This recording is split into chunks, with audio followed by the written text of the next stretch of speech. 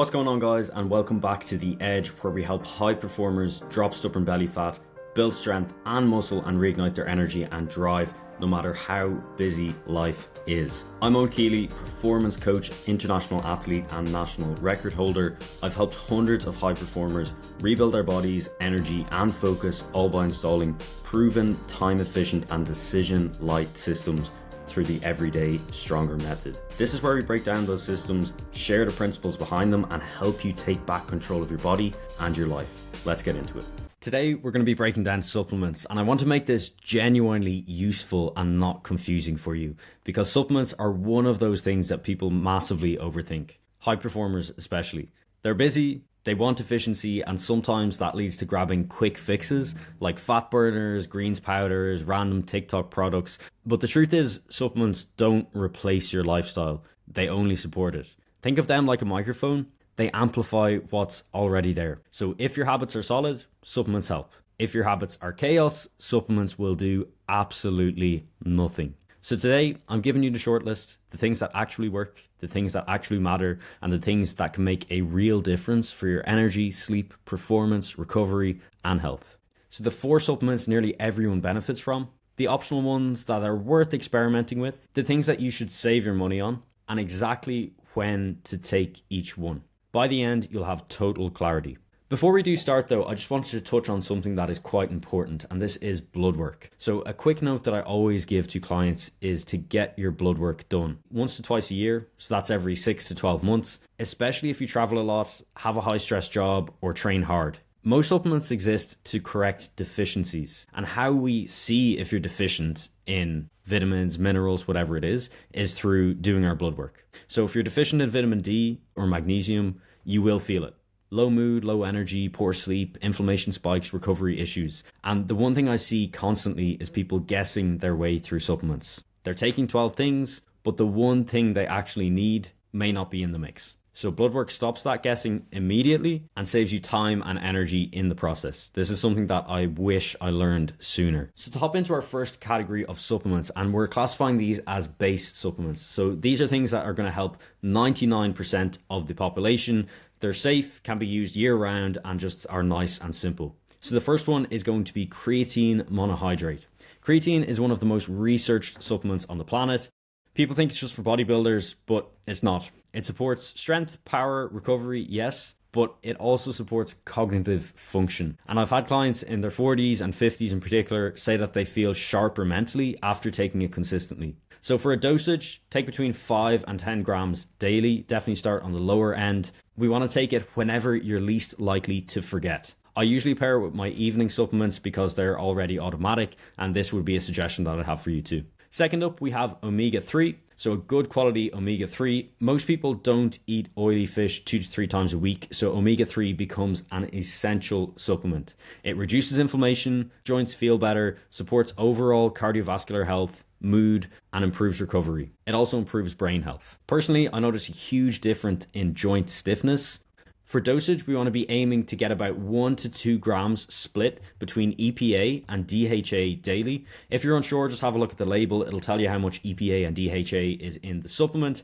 And this is combined, 1 to 2 grams combined. At timing, so ideally we'll take this with a meal. It could be a useful one to pair with vitamin D3, which we're hopping into next. And that leads us on to our third supplement, which is vitamin D3. So particularly if you live in Europe, or if you work indoors a lot, or if you just live in places where it's not sunny year round, which is a decent part of the globe, the chances are you are going to be in some way deficient in vitamin D. And low vitamin D is particularly impactful on mood, energy, immunity, sleep quality, and even your hormones as well.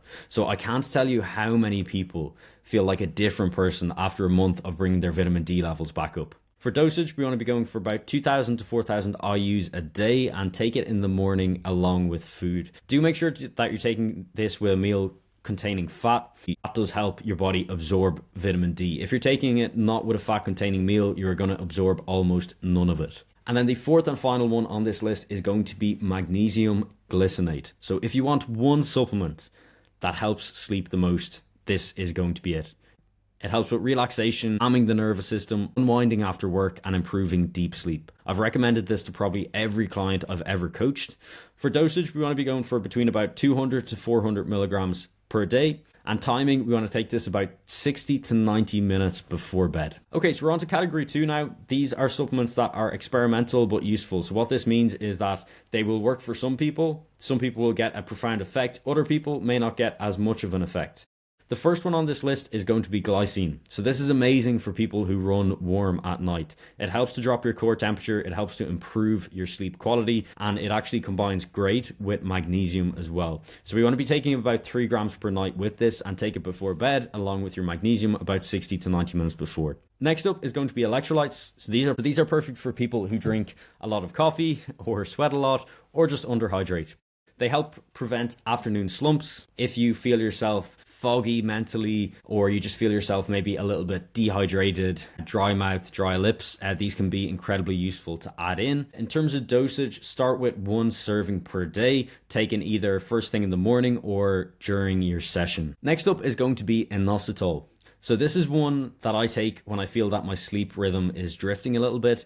It helps the nervous system calm down, it supports your mood, it improves sleep stability, and it also reduces sugar cravings as well. So it's a fantastic one for people who have, say, wake-ups between 2 and 4 a.m. who find themselves waking up in the middle of the night. It's a really nice one to experiment with and see if it has an effect. For dosage, we want to be going for about 1 to 2 grams, and this is taken, again, before bed, about 60 to 90 minutes. We can pair it with our magnesium and glycine if we are taking that too.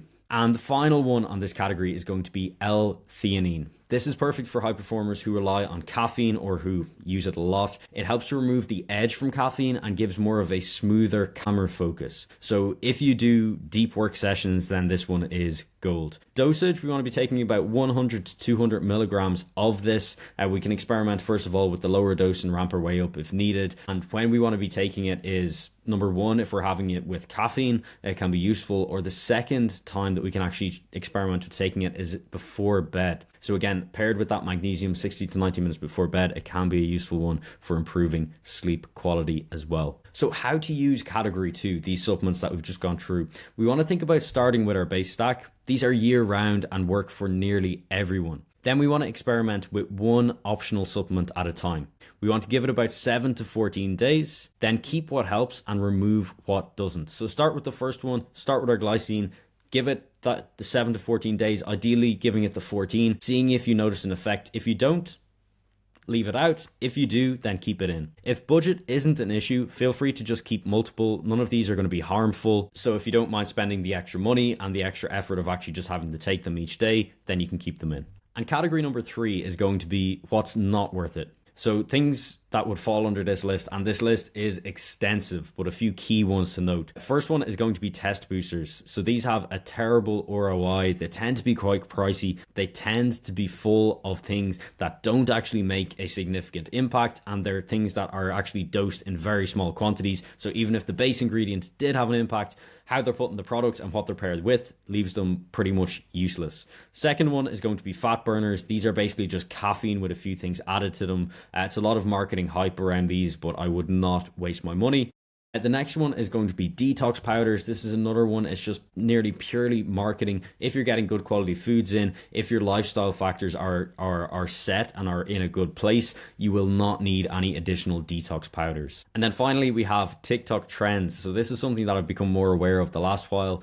And these are just inconsistent at best. So save your money, stick to the basics, and I would not waste my time or money on any of these. Personally, what I take is year round, I take creatine, I take omega-3, I take vitamin D3, and I take magnesium glycinate. Then depending on the week, I will add in a few of these optional ones from our second list. So sometimes I might add in some glycine, sometimes I'll add in electrolytes around my training. This is something personally I do notice an improvement in performance when I do this. And then inositol, maybe when I'm going through different time zones, I'm traveling, this is a useful one to bring with me. Nothing complicated, just simple tools that make life easier. So if you do want a personalized supplement plan based on your lifestyle and blood work, there is a link in the description to book a one-to-one call with me. We can go through everything that we need to on that call, map things out so that you have a good plan that works for you.